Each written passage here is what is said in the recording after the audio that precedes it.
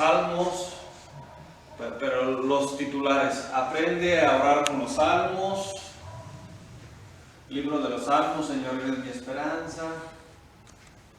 Pero creo que tendrán otros nombres más divertidos. Cuando la palabra de Dios ora en ti, está tranquilo. Había otros que ya los perdí.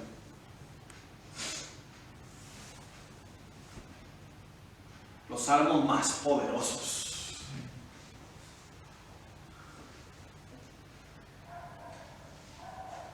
Como cuando poderosa, oración poderosa, milagrosa, para enemigos, para los enemigos. Una lista de los salmos más poderosos. Siguen con la idea de los salmos más poderosos: contra el mal. Salmo 51, perdóname Dios. Bueno, 10 salmos de acción de gracias, 10 los 4 salmos más hermosos, los mejores salmos, canciones, rompeataduras.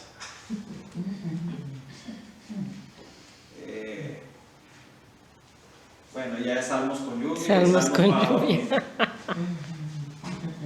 Salmos para dormir en paz. Escritos por, bueno, ¿quién organizó esos salmos? Depende de una experiencia personal con los salmos, ¿no? Casi nunca son católicos, ¿no? ¿Por qué les puse? Es el primero lo que dice el Papa, paz descanse, el Papa Benedicto y el Papa Francisco. Y luego les puse, todo está en las redes sociales, ¿no? En este caso, el canal de YouTube. Pero los acomodos y las formas de ver, aunque sea algo santo, no es ahora sí una forma adecuada de acercarnos a los salmos. Casi nos están poniendo los salmos, yo sé que algunos se van a molestar con esto, como la Rosa de Guadalupe. O sea, nos lo están poniendo de la misma manera como una herramienta donde no tiene el contexto ni de la iglesia ni el contexto de la fe cristiana, y de ninguna fe cristiana. Se está utilizando los salmos de manera mágica, como un mejoralito. Ya quisiéramos que fuera una Alka-Seltzer, si hay mucho nivel. Entonces, pero era importante que lo vieran, porque eso es lo que están viendo los que se acercan a los salmos. El único curso sobre los salmos que encontré, buscándolo, y no fue en español, fue de un padre portugués, y obvio estaba en portugués, le entendía como 4 o 5 palabras de cada 20 que decía. Entonces, pero fue el único que encontré de un estudio serio, sensato y equilibrado de los salmos. Serio, sano y equilibrado. O sea, fue lo único. Lo estuve buscando, no, a lo mejor buscando en alguna escuela o algo, podría encontrarme algo, ¿no?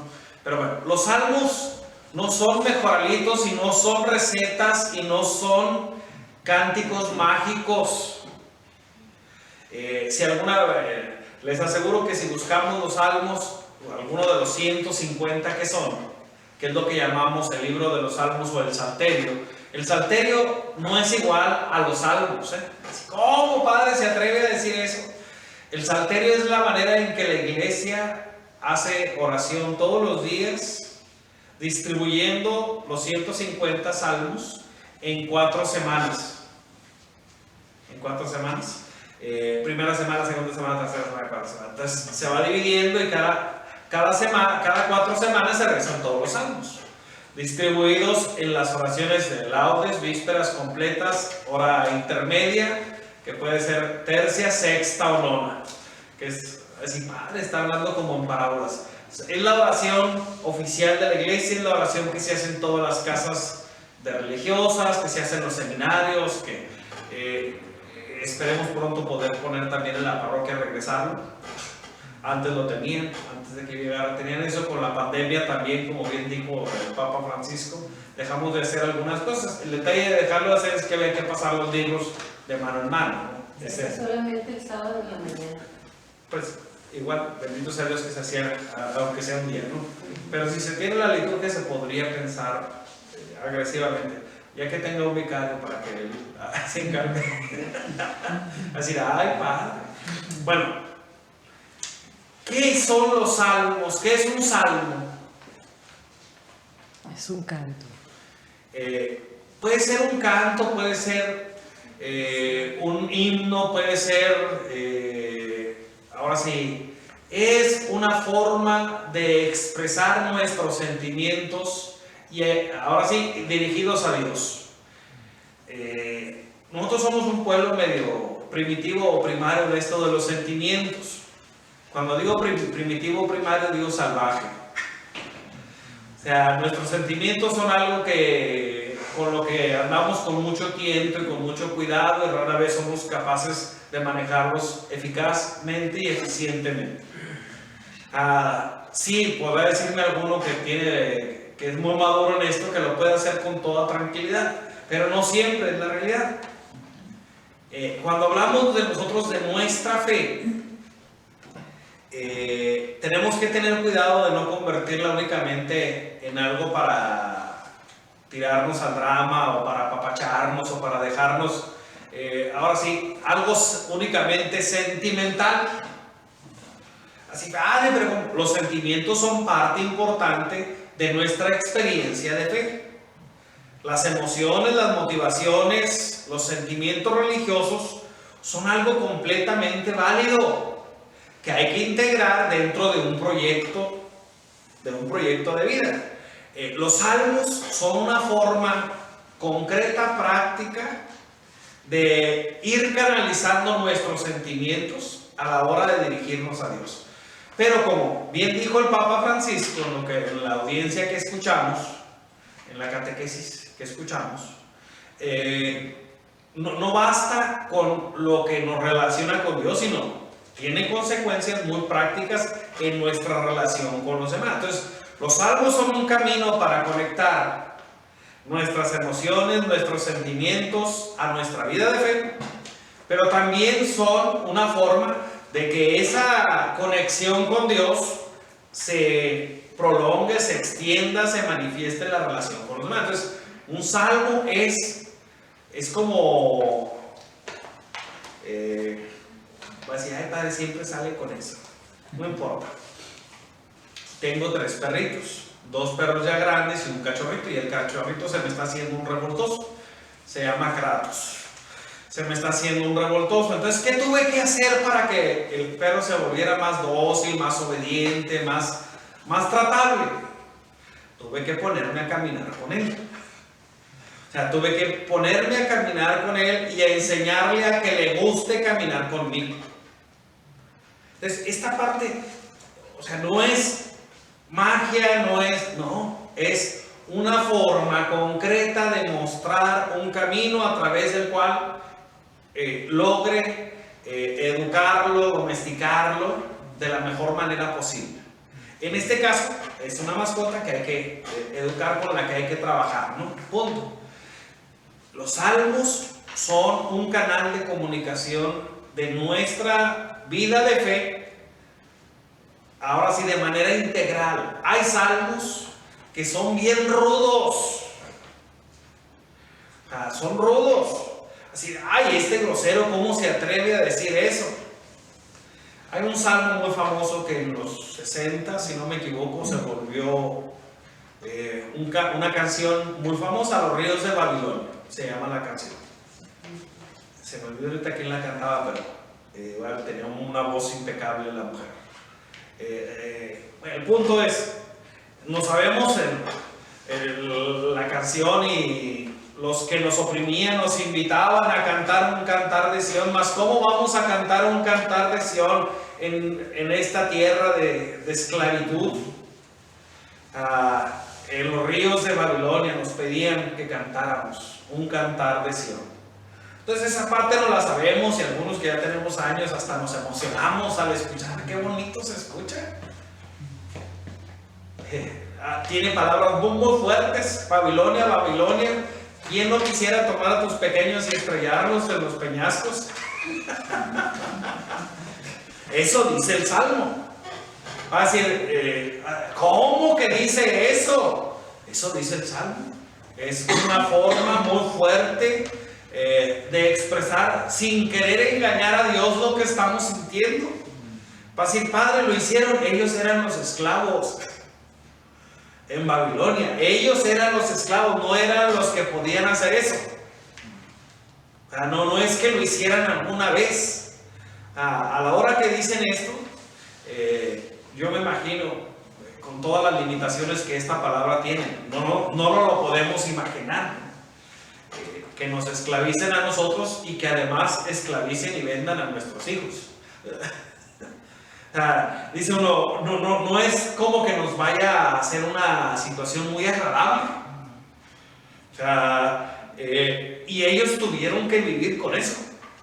Ellos eran libres, los invadieron, se los llevaron, vendieron a sus hijos y a sus hijas, los hicieron y las hicieron esclavos.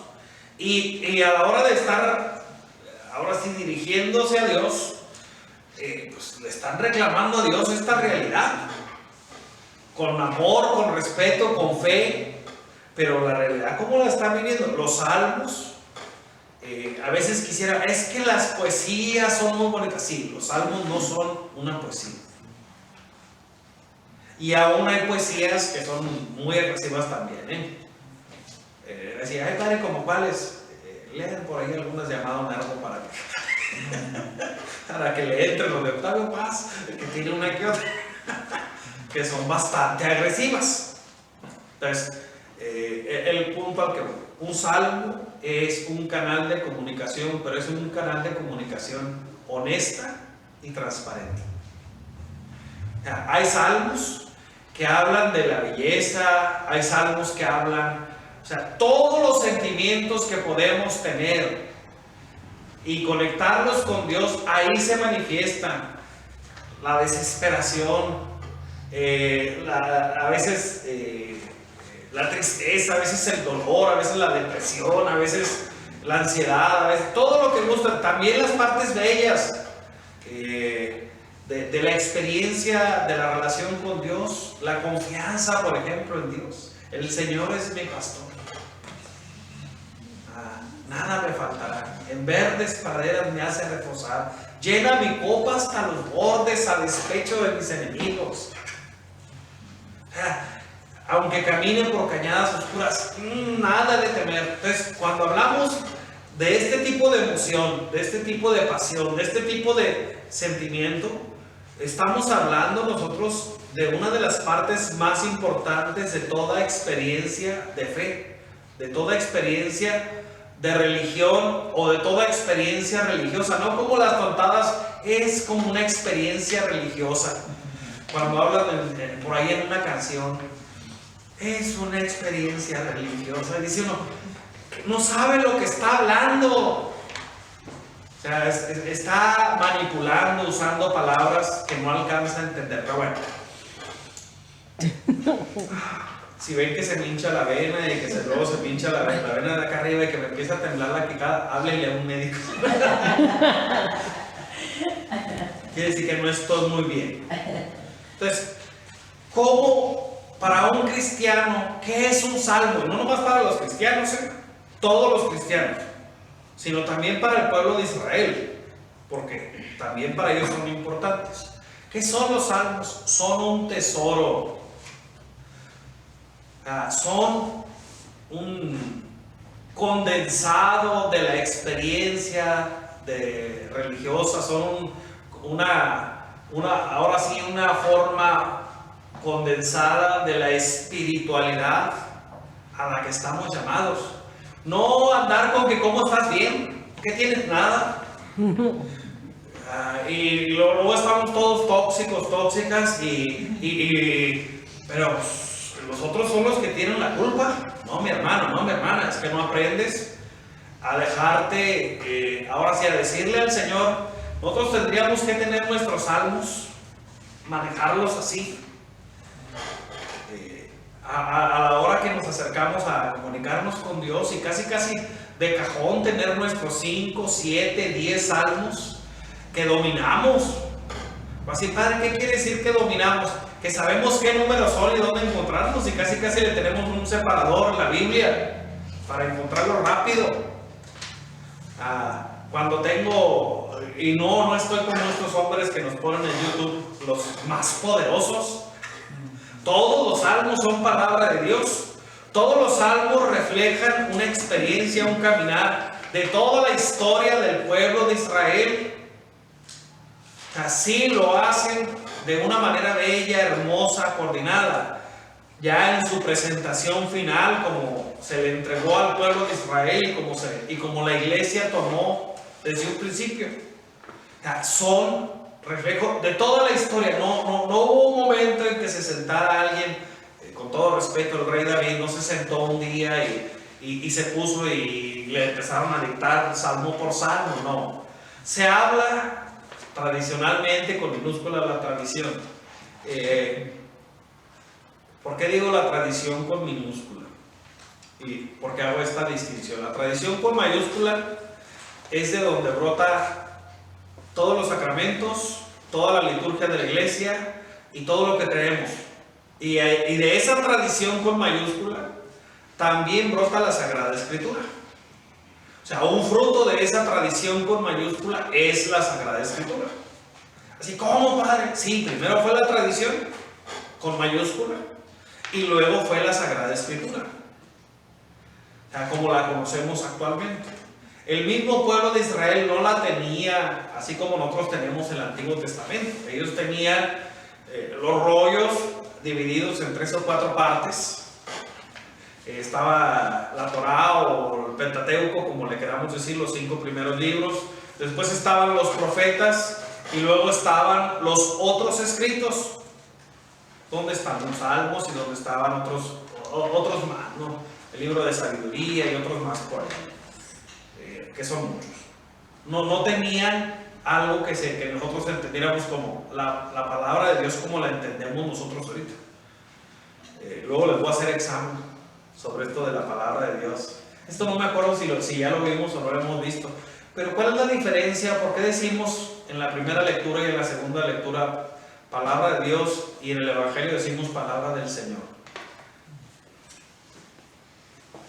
Pues se supone que es lo que Jesús dijo. ¿Esa es la diferencia? Uno por uno. En el Evangelio es porque es la vida de Jesús y se está hablando de él directamente, y en la primera lectura es del Antiguo Testamento. No siempre. Y la segunda lectura siempre es del Nuevo. Sí, siempre es del Nuevo. Como que habla en primera persona y los otros pues... Porque el Evangelio es Jesús y su palabra. Va en esa línea. Cuando hablamos nosotros de la palabra de Dios, hablamos de la palabra expresada en todos aquellos que hablan en nombre de Dios, por iluminación de Dios. Ahora sí, pudiéramos usar inspiración, pudiéramos usar todas las palabras que quieran. Cuando hablamos de palabra del Señor, estamos hablando del Verbo encarnado, del Hijo de Dios, que es la palabra eterna del Padre, quien Él mismo está dirigiéndose a nosotros. Curiosamente, esa distinción la tenemos en el español.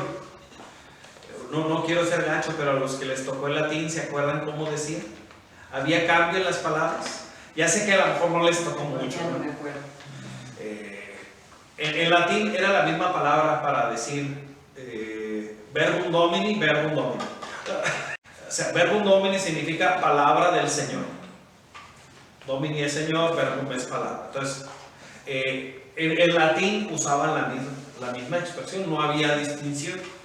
En español hicimos la distinción como una forma de catequesis, una forma de pastoral, de irnos adentrando a este misterio de la encarnación y de la palabra hecha carne.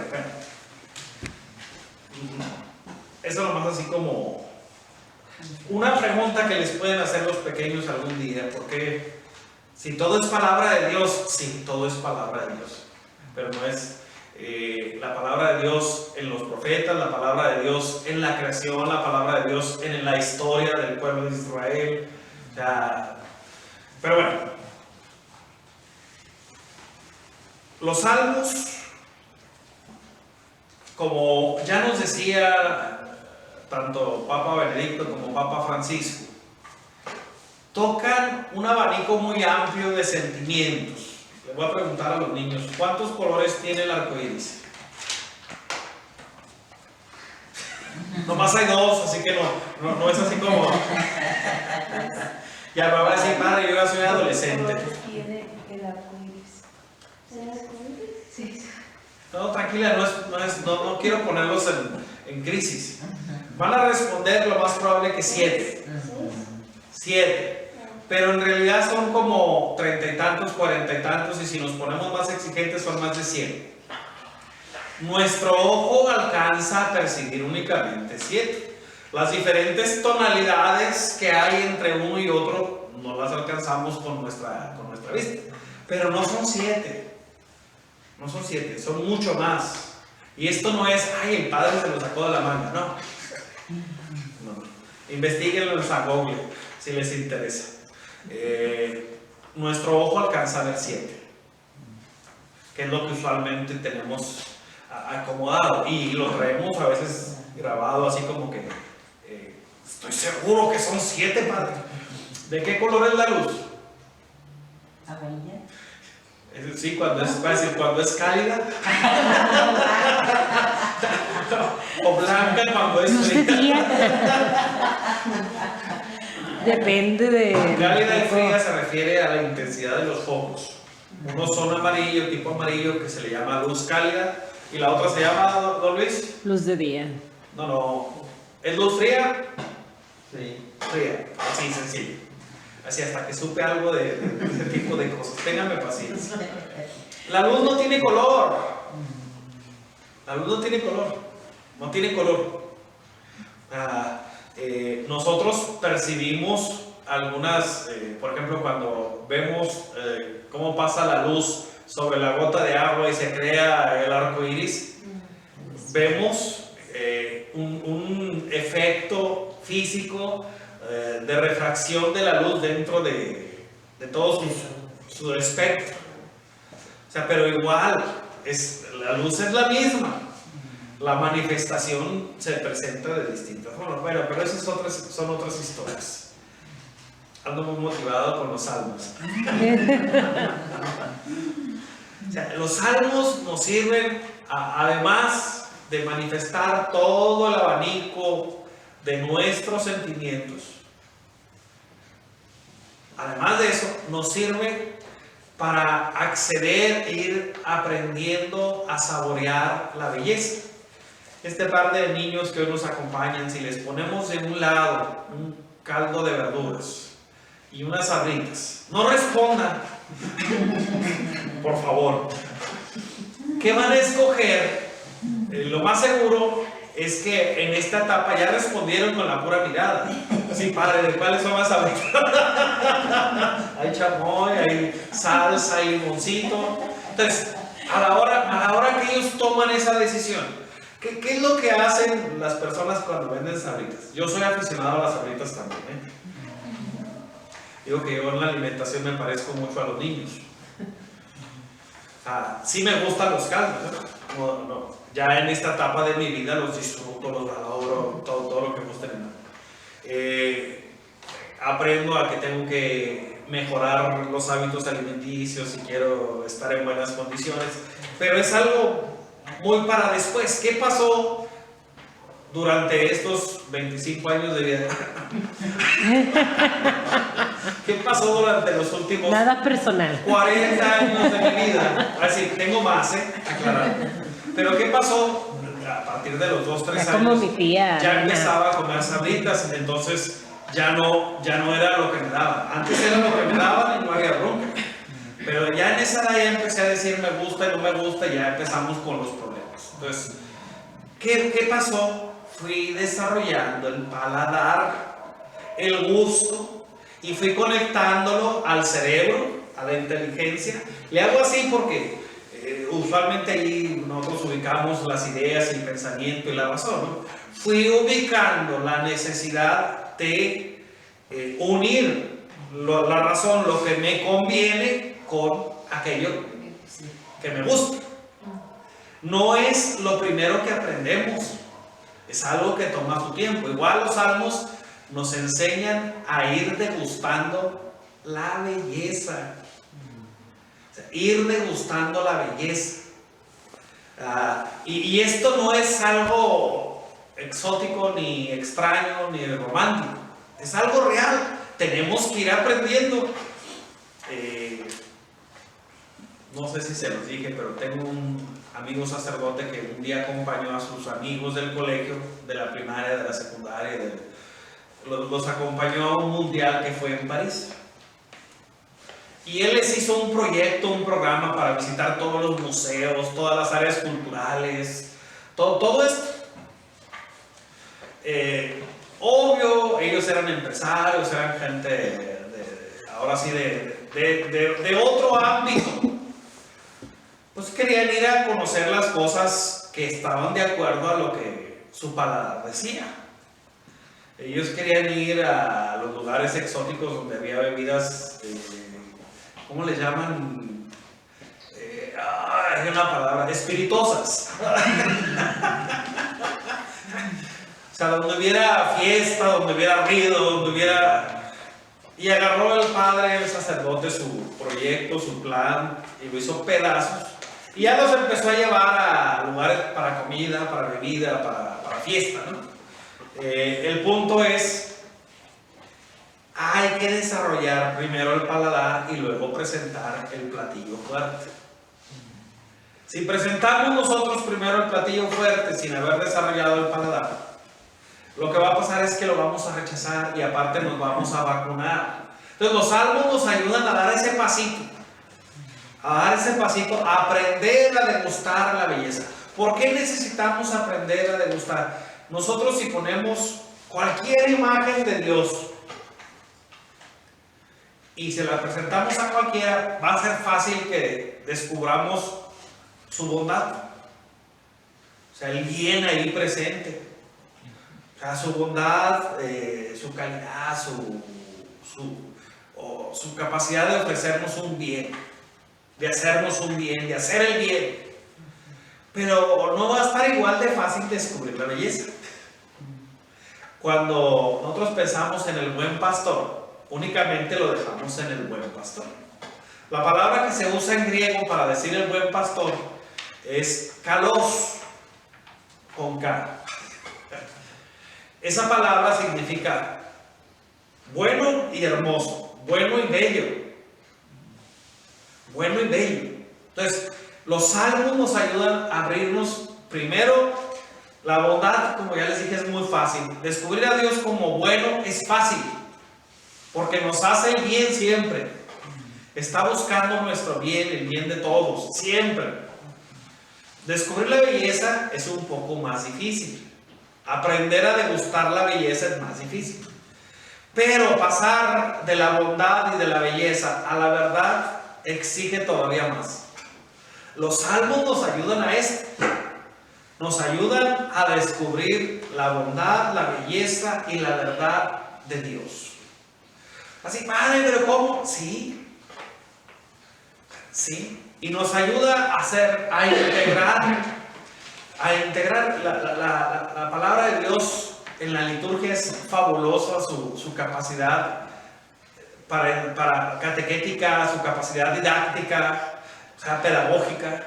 Es increíble su capacidad. O sea, hay cosas que difícilmente yo les puedo explicar a lo mejor a los pequeños, que ellos entienden perfectamente, sin necesidad de que yo diga nada. Es más, si me callo van a entender mejor. Así, padre, ¿cómo está ese rollo? ¿Cómo está? Sí, dejar que hable todo lo simbólico, todos los signos y todo lo que nos enseña. Y lo entienden, lo comprenden y entre ellos lo pueden platicar si no les estorbamos. ¿A dónde voy con esto? Hay tres cosas que cuando se lee la palabra de Dios en la Santa Misa se nos ofrecen. Tres cosas increíbles. Y sobre todo el domingo, sobre todo el domingo. Me voy a concentrar en el domingo, pero es todos los días. La primera lectura clásicamente, ¿de qué trata? Ya lo dijeron ahorita. Del Antiguo Testamento. Del Antiguo Testamento. Entonces, hablamos de la historia del pueblo de Israel y de la iglesia. O sea, hablamos de la historia. Historia de la salvación. Primera lectura. Luego aprendemos de la historia y luego, ¿qué sigue después de la primera lectura? El Salmo. Aprender a descubrir la bondad, la belleza y la verdad. La segunda lectura usualmente, ¿de qué trata? Usualmente es alguna carta del apóstol San Pablo o alguna otra de las cartas del Nuevo Testamento. ¿De qué trata todo eso? De la experiencia de devoción a Jesús. La experiencia del seguimiento de Jesús que se realiza en la comunidad. O sea, se nos habla de la historia, se nos habla de acercarnos a Dios a través de nuestros sentimientos, de nuestros afectos, de descubrir la bondad, la belleza y la verdad. Y en la segunda lectura nosotros pudiéramos decir, es pastoral, es eclesial. Nos ayuda a vivir la comunidad, la fraternidad. ¿Y con qué se corona después que sigue después de la segunda lectura? La aclamación. Pues sí, después de la aclamación que sigue. El Evangelio, la buena nueva.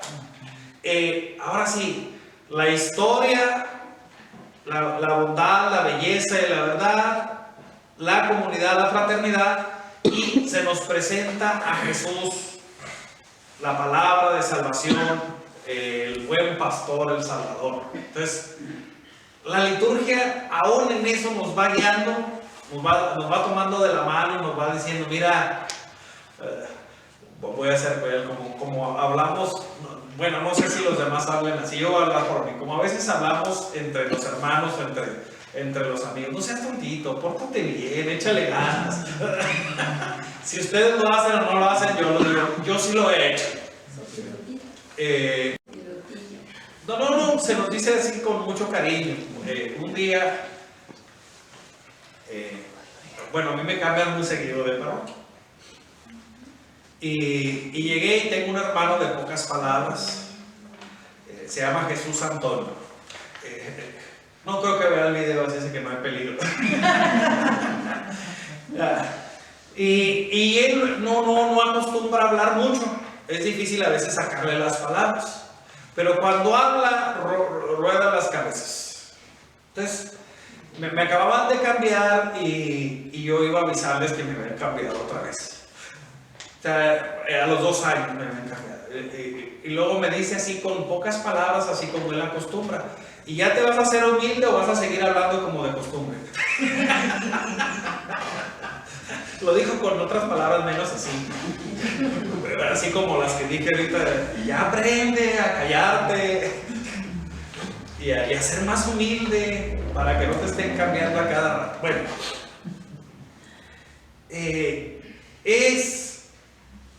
Los salmos son una forma concreta de hablar a Dios desde lo que estamos viviendo. Los salmos nos actualizan en la relación con Dios.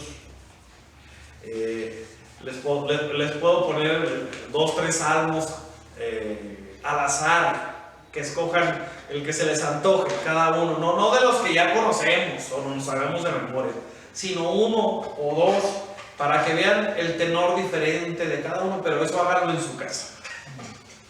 Escojan el primero, el quinto, el décimo, así, o el 7, 21, ahora sí 48, lo que quieran, y se van a dar cuenta de eso. Cada salmo expresa una realidad diferente,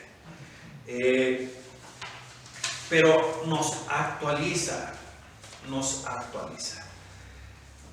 ¿Qué es la parte más divertida de los salmos? Tiene muchos.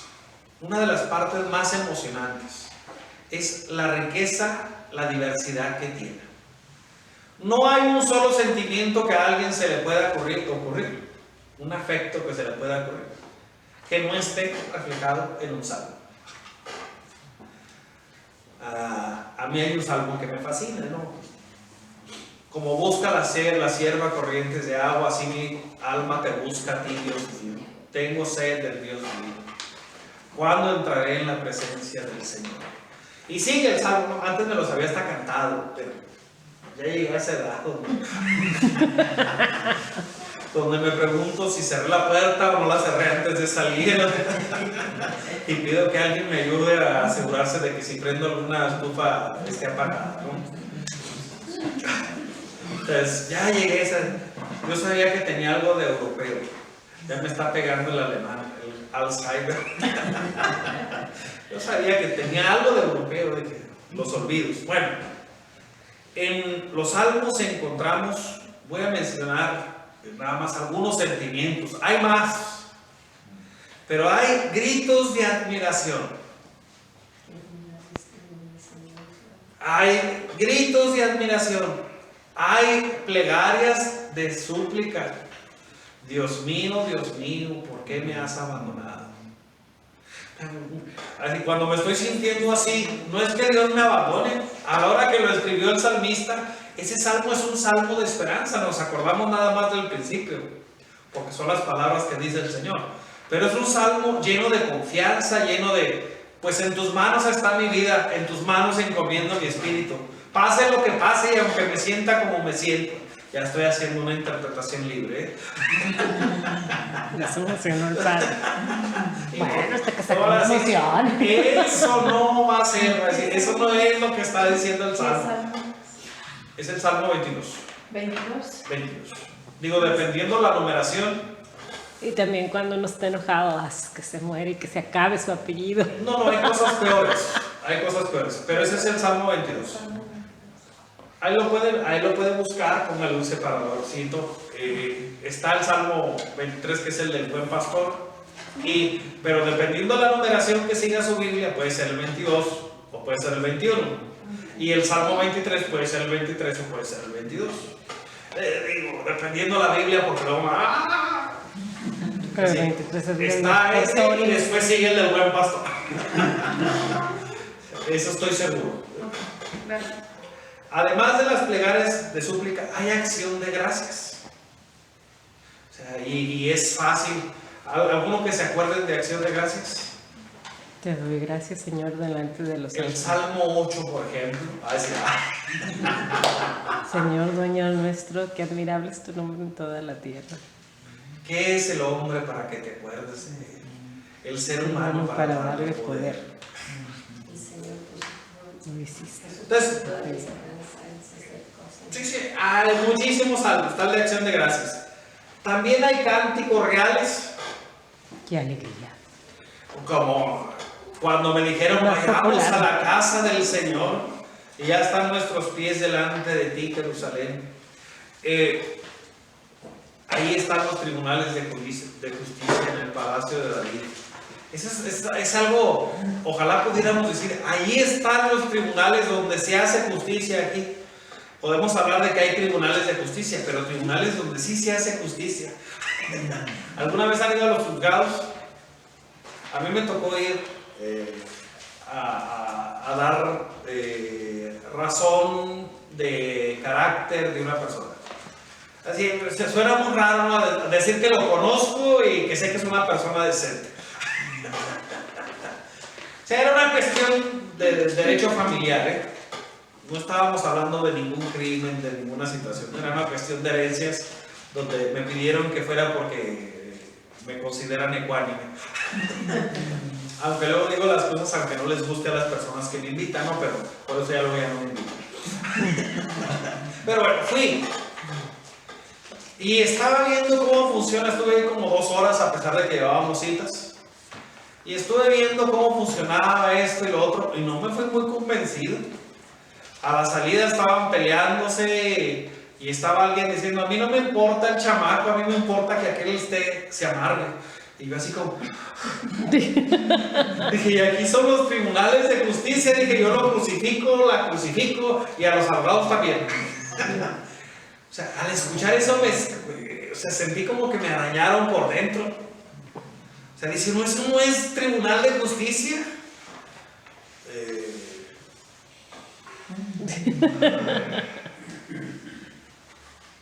Pero bueno, hay cánticos reales. Hay algunos que celebran el Día del Señor. Hay otros donde se habla de la grandeza de Sión. Hay otros donde se habla de enseñar, de aprender. Hay otros donde se habla anunciando la importancia del Mesías, de la espera del Mesías. Hay otros donde se habla de la esperanza de los pobres. ¿Dónde está la esperanza de los pobres? No quiero hacer términos políticos ahorita, me voy a callar la boca y voy a seguir. Pero bueno. Pero hay algo más. Hay otras 3 cosas más que hay en los salmos. Primero, hay ese deseo de que nuestra vida esté sometida a Dios y no sometida al mal. O sea, pero los salmos presentan esa... O sea, está el camino del bien, está el camino del mal. Está el camino de Dios y de someterse a Dios, que es el camino de la alegría, de la felicidad, de la plenitud. O está el camino de la esclavitud al mal, que es el camino de la perversión, del sinsentido, del vacío. El Papa hablaba del ateísmo práctico. O sea, está ese camino. No podemos decir, a la hora que los salmos dicen que están los 2 caminos, nos dicen que hay una sola opción. O sea, eso es lo que nos están diciendo. No que hay 2, por ejemplo, que así como la aplicación del GPS en los carros, ¿no? O en el teléfono. O sea, ofrecen muchas alternativas, aunque no sé si les haya tocado buscar casas en lugares donde está una sola calle pavimentada y hay 10 calles alrededor sin pavimentar, que pasan por barrancos o luego que nos llevan por calles que no existen, que llega uno y dar vuelta a la derecha, pero no hay vuelta a la derecha aquí.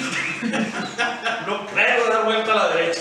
Y además veo el barranco y la zanja y digo, yo no me quiero meter ahí, la verdad. O sea, rodea uno todo lo pavimentado para ver si de casualidad lo lleva uno a uno, ¿okay? Entonces, cuando los salmos hablan de esta realidad, está, o te sometes a Dios para ser libre, o vives rebelde a Dios para ser esclavo. O sea, no hay más.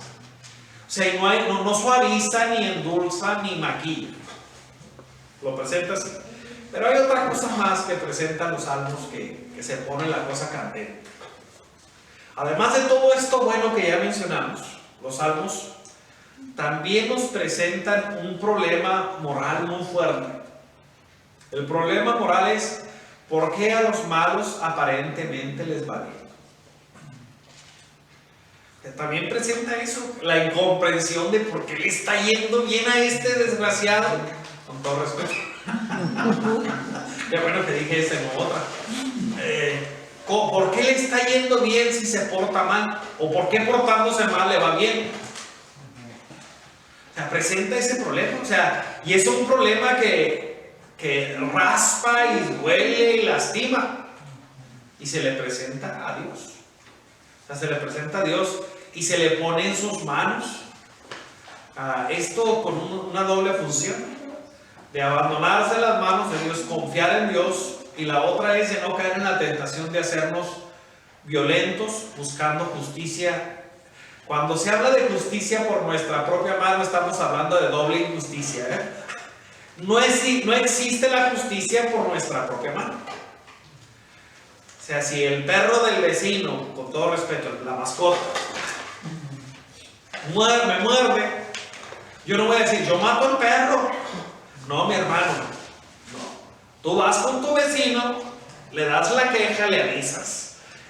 Lo dejas en sus manos. Si el vecino no te hace caso, vas a la policía para que te dé para las curaciones y además que le ponga una orden para que eduque y mantenga a su perro dentro de su casa, de su propiedad. Entonces, pero no te toca a ti. O sea, que dé remediar. ¿Por qué? Porque eso es el camino de la violencia y la violencia siempre es el camino de la injusticia.